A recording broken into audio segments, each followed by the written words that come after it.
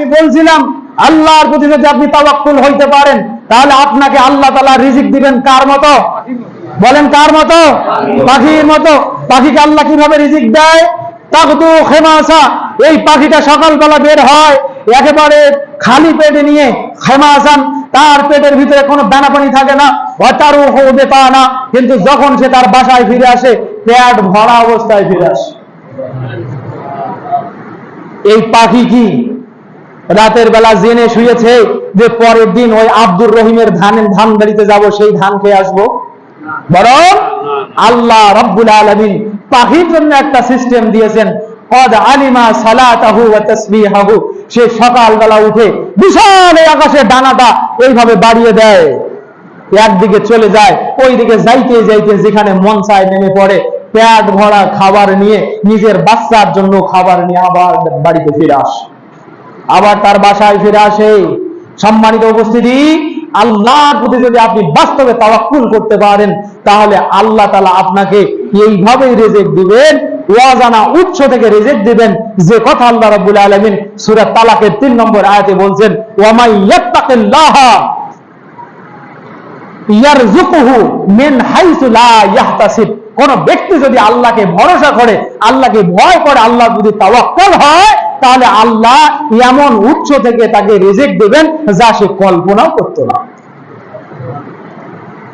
সম্মানিত হাজিরিন, আরেকটি হাদিস বলছি, আরেকটি হাদিস, এই হাদিসটা আবু হুরায়রা রাদিয়াল্লাহু আনহু অধ্যায় আছে, এই হাদিস সহিহ বুখারীর riwayat ফাসল আউয়ালের হাদিস।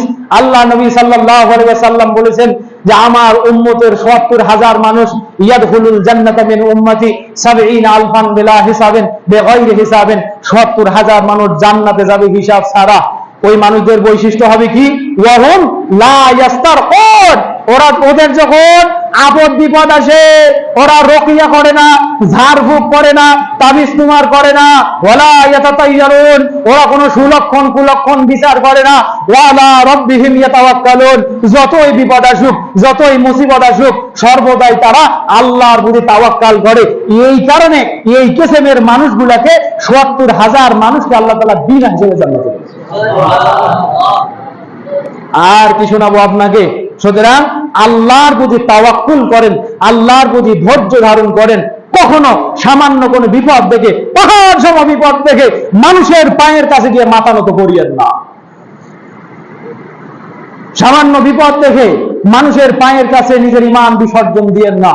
এটা খুব খারাপ কাজ, খুব খারাপ অভ্যাস, খুব বদভ্যাস। আপনি ঈমানদার দাবি করলেও মুশরিক হয়ে যাবেন। ওমা ইউমিনু আকসারা ইল্লা ওয়াহুম মুশরিকুন। সম্মানিত হাজিরিন, তাহলে এই তাওয়াক্কুল করা প্রকৃত ঈমানদারের 3 নম্বর বৈশিষ্ট্য। 4th নম্বর বৈশিষ্ট্য, আল্লাযীনা ইউকিমুনাস সালাত, যারা সালাত প্রতিষ্ঠা করে, সালাত আদায় করে।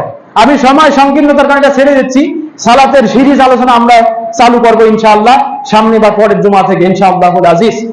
আল্লাহ তাআলা আমাদেরকে তৌফিক দান করুন, আল্লাহুম্মা আমিন। তবে এইটুকু শুধু বলে রাখি, সালাত ছেড়ে দিয়েছেন তো আপনি বেঈমান, সালাত ছেড়ে দিয়েছেন তো আপনি বেঈমান, সালাত ছেড়ে দিয়েছেন তো আপনি কাফের। মুসনাদ, তারপরে ইবনে মাজার হাদিস, মান তারাকা সালাতা ফাকাদ আশরাকা, সালাত ছেড়ে দিয়েছেন তো আপনি মুশরিক। তাহলে প্রকৃত ঈমানদারের 4 নম্বর গুণ সালাত আদায় করা, সালাত প্রতিষ্ঠা করা। বলেন 1 নম্বরটা কি? 1 নম্বরটা কি? 1 নম্বর হলো আল্লাহকে ভয় করা। 1 নম্বর কি? আল্লাহকে ভয় করা, মানে আল্লাহর নাম যখন স্মরণ হবে অন্তরটা ভয়ে কেঁপে উঠবে। 2 নম্বর, আল্লাহর কোরআনের আয়াত যখন তেলাওয়াত করা হবে ঈমান বেড়ে যাবে। যার যার বাড়ে সে ঈমানদার, যার বাড়ে না তাকে বাড়ানোর চেষ্টা করা লাগবে। আর চেষ্টা করবেন কিভাবে? কোরআন পড়বেন, বুঝবেন, তাহলে বাড়বে। আর 3 নম্বর, ওয়ালা রাব্বিহিম ইয়াতাওয়াক্কালুন, আল্লাহ ভরসাশীল হবে, সে আল্লাহর প্রতি ভরসাশীল হবে, সে বেশি বেশি আল্লাহকে ভরসা করবে, আল্লাহর প্রতি নির্ভরশীল হবে। 4 নম্বর হলো ইকামাতুস সালাত, সালাত প্রতিষ্ঠা করবে। এবং 5 নম্বর, সর্বশেষ নিঃসন্দেহ ঈমানদার, যারা সন্দেহাতীত ঈমানদার, এই ঈমানদারের 5ম নম্বর বৈশিষ্ট্য হলো ওয়ামিম্মা রাযাকনাহুম ইউনফিকুন, তারা তাদেরকে আল্লাহ যে রিজিক দিয়েছে, যে সম্পদ দিয়েছে, এই সম্পদ থেকে সে আল্লাহর রাস্তায় ব্যয় করবে।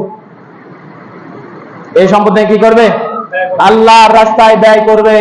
সম্মানিত ভাইয়েরা, ব্যয় করা, ঠিক সালাত আদায় করা যেমন ফরজ, আল্লাহর হুকুম মতো তার আদেশকৃত জায়গায় ব্যয় করাও ফরজ। কি বলেন তো? ফরজ। সূরা ইব্রাহিম আয়াত নম্বর 31, কুল ইবাদিয়াল্লাযীনা আমানু ইউকিমুস সালাতা ওয়া ইউনফিকু মিম্মা রাযাকনাহুম মিন ক্বাবলি আন ইয়াতিয়া ইয়াউমুন লা বাইউন ফীহি ওয়ালা খিলাল। হে নবী, মুমিন বান্দাদেরকে বলে দেন ইউকিমুস সালাত, তারা সালাত প্রতিষ্ঠা যেন করে, ওয়া ইউনফিকু মিম্মা রাযাকনাহুম, তাদেরকে যে রিজিক আমি দিয়েছি সেটা থেকে যেন ব্যয় করে। ওই দিন আসার পূর্বে যেই দিন তার উপকারে কেউ আসবে না, না থাকবে কোনো ব্যবসা, না থাকবে কোনো বন্ধু। ব্যবসার প্রফিট হলো উপকার হয়, কিন্তু ওখানে কোনো ব্যবসা নাই, কোনো উপকার পাবে না, ওখানে কোনো বন্ধু নাই যে তার জন্য কেউ সুপারিশ করবে। তাহলে সালাত আদায় করা যেমন ফরজ, আল্লাহর নির্দেশিত জায়গায় বা পন্থায় ব্যয় করাও তেমন কি বলেন? ফরজ। একটি হাদিস শোনাই। আমাদের মসজিদের কাজ চলছে ভাই, আমি প্রায় প্রায় আপনাদেরকে আহ্বান করে থাকি। কেন আহ্বান করে থাকি? যে আপনারা যেন এই মসজিদটার দিকে তাকান। আপনারা বরাবরই দেন, এটাও আমি জানি। মসজিদের যারা ম্যানেজিং কমিটি আছে তারা বরাবরই আপনাদের শুকরিয়া আদায় করে, আপনাদের ব্যাপারে ভালো বলে। আপনারা মাঠে দেন, রাস্তায় দেন, বাড়িতে দেন, মসজিদে দেন, 5 ওয়াক্ত সালাতে দেন, আবার বিশেষ মুহূর্তে যখন ওনারা আপনাদের কাছে হাত বাড়ায় তখনও দেন। আমরা আপনাদের জন্য দোয়া করছি, জাযাকুমুল্লাহু খায়রান ফিদ দারাইন, বলেন আমিন।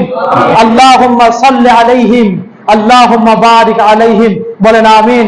আল্লাহুম্মা আতিল উমুরাহুম, আল্লাহুম্মা আমিন। ওয়া আকসির মালাহুম ওয়া আওলাদাহুম, আল্লাহুম্মা আমিন। আপনাদের জন্য যে দোয়াটা করছি সে দোয়াটার অর্থ হলো, আল্লাহ তুমি তাদের উপরে রহম করো, তাদের উপরে বরকত দান করো। আল্লাহুম্মা আতিল উমুরাহুম, আল্লাহ তুমি এই মানুষদের হায়াত বাড়িয়ে দাও। ওয়া আকসির মালাহুম ওয়া আওলাদাহুম, আল্লাহ তাদের সম্পদ বাড়িয়ে দাও, তাদের সন্তান বাড়িয়ে দাও।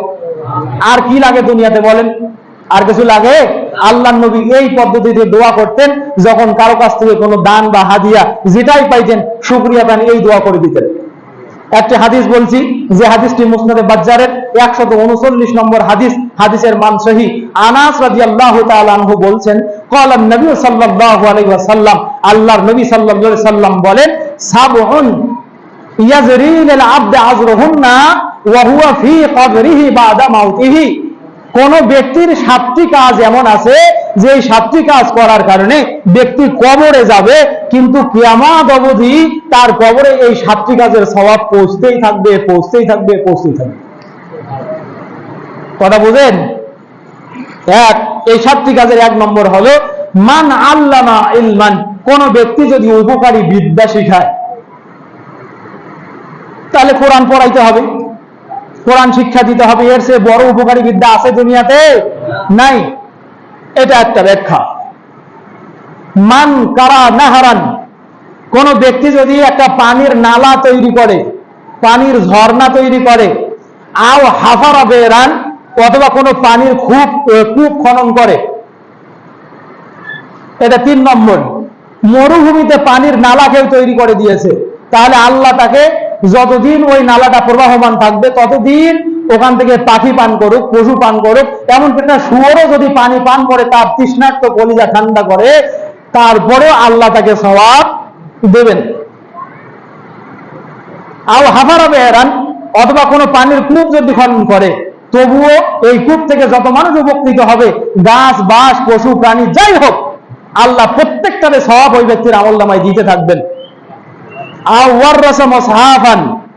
অথবা মাদ্রাসা মসজিদে অথবা যে জায়গায় কোরআন চর্চা হয়, ওই জায়গায় যদি কেউ কোরআনের একটা মাসহাব দান করে, যতদিন এই মাসহাবটা জারি থাকবে ততদিন তার কবরে এটার সওয়াব পৌঁছতেই থাকবে। আও বানা মসজিদান, 6 নম্বর, আও বানা মসজিদান, কোন ব্যক্তি যদি মসজিদ নির্মাণ করে। কি নির্মাণ করে? এটা আপনার পক্ষের কথা, আজকে আপনাকে যে জায়গায় ডাকছি এটা আপনার জন্য। আও বানা মসজিদান, কোন ব্যক্তি যদি মসজিদ নির্মাণ করে, ব্যক্তিটা তো মরে যাবে, এই মসজিদ আল্লাহ রাব্বুল আলামিন যতদিন পৃথিবীর জমিনে ইস্তেকামত রাখবে ততদিন এই মসজিদে যত সাজদা হবে সব সাজদার সমপরিমাণ অংশ ও 1 টাকা দান করলেও তার আমল নামায় যাবে।